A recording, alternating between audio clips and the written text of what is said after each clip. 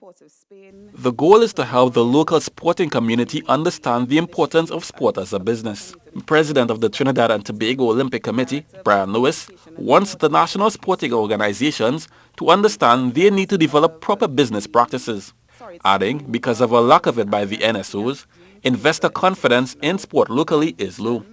I constantly get comments from corporate Trinidad and Tobago that they're really not inclined to get involved in sport because the sport community and fraternity doesn't seem to understand business imperatives. And no corporate entity, small, medium, or large, that has spent significant resources building their brand would want to put their brand at risk. He also encouraged the organizations to move away from dependency on government.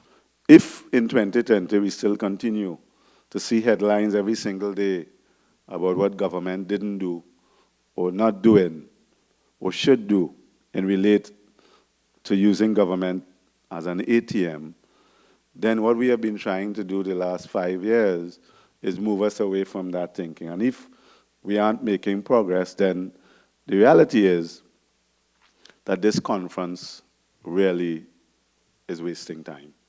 Feature speaker and former national basketballer Kibwe Trim believes one of the downfalls to sport in Trinidad and Tobago is our mindset to it. And I think if we're talking about making a commercially viable product of Trinidad and Tobago sport, the first thing that has to shift is the mindset.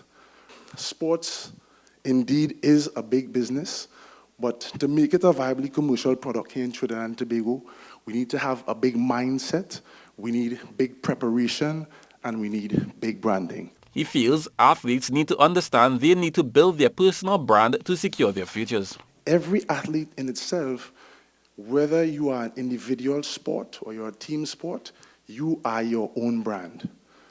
And it behooves you to maximize profitability of your brand for yourself. Meanwhile, brothers Israel and Zion Nicholas of Pleasantville Secondary were presented with scholarships on behalf of the Dream Chasers International Foundation, led by Trim himself. Kent Fuentes, TTT Sports.